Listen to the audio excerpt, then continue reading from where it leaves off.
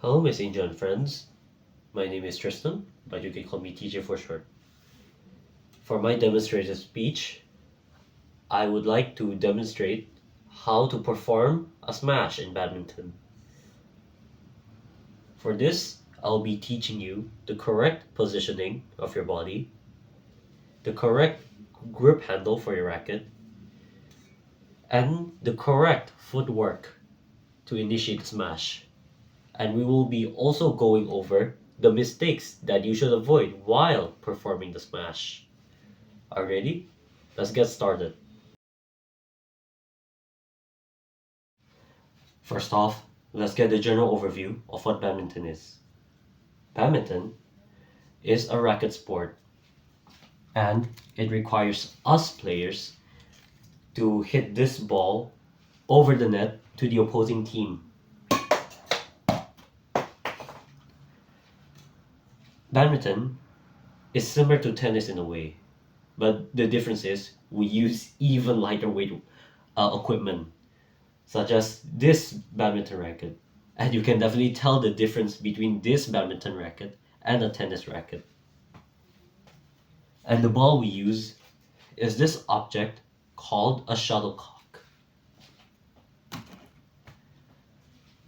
Badminton is usually played as a casual outdoor sport, either in the yard or at the beach.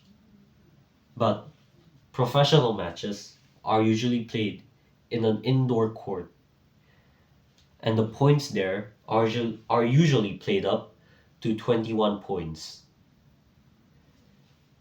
And points are usually received by the players if they're able to strike the shuttlecock over to the other team's half of the court.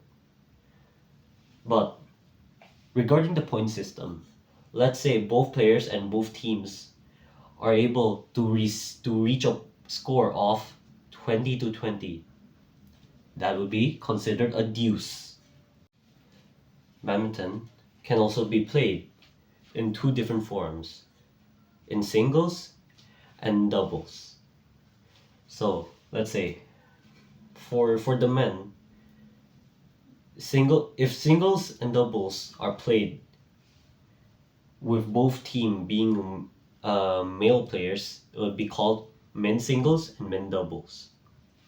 While for the female players, it would usually be called women's singles and women's doubles. However, in doubles, there's another special category of doubles, which is called mixed doubles, where each team consists of a male player and a female player. You may have seen international badminton matches on TV, and you can see a lot of different types of professional players and how they can perform their smash. Notable players I like to point out in the modern generation of badminton is Victor Axelsen and Li Jixia with their incredibly powerful smashes. However, older generation players such as Chen Long, Lin Dan, and Li Chongwei are, in my opinion, much better smashers compared to the ones we have now today in the modern badminton era. I'd like to clarify that I may not be able to demonstrate a powerful smash like they can, but I hope I can give you a head start and how you can avoid the mistakes on your journey.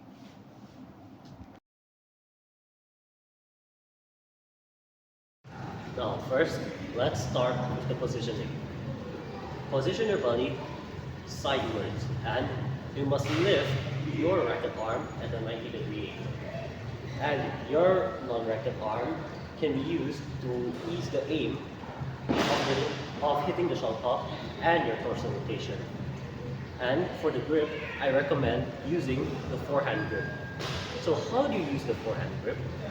Now, let's say you are shaking your hand with someone, and now apply it when you're holding a racket. Right? Now, let's apply all I've explained into a smash.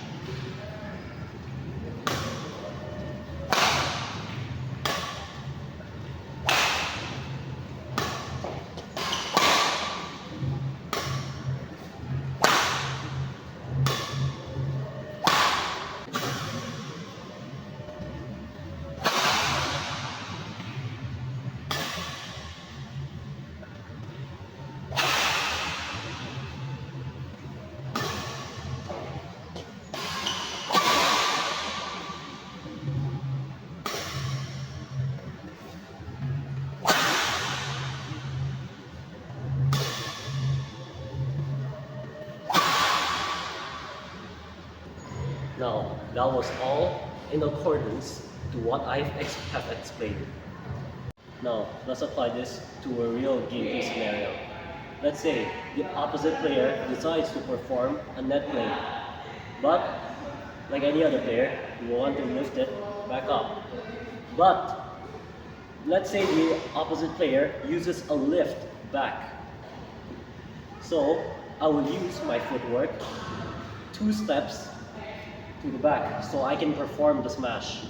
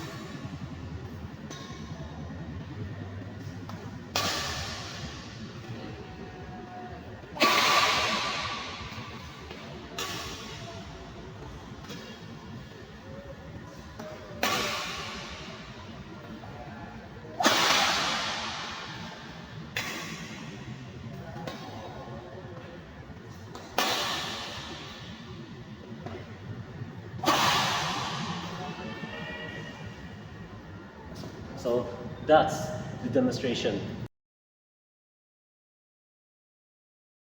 Now we will go over the common mistakes that you should avoid while performing a smash.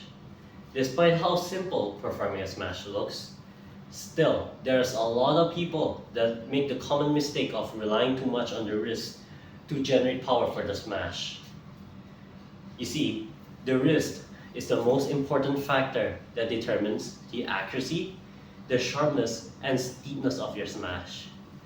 The mistake here is that at the start of the smash, people tend to stiffly flick their wrist too early, hitting the shuttle at the contact point of the racket. Thus, this reduces the quality of the shot, resulting in less momentum, less accuracy, and less power of the smash. Most of the times, this results in a free ball, which gives your opponent much more easier options to score against you.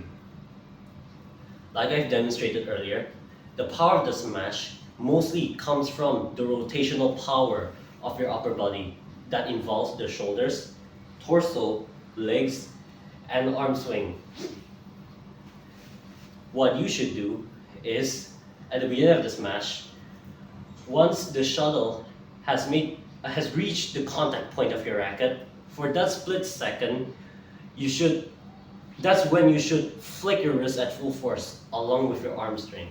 Allow me to demonstrate.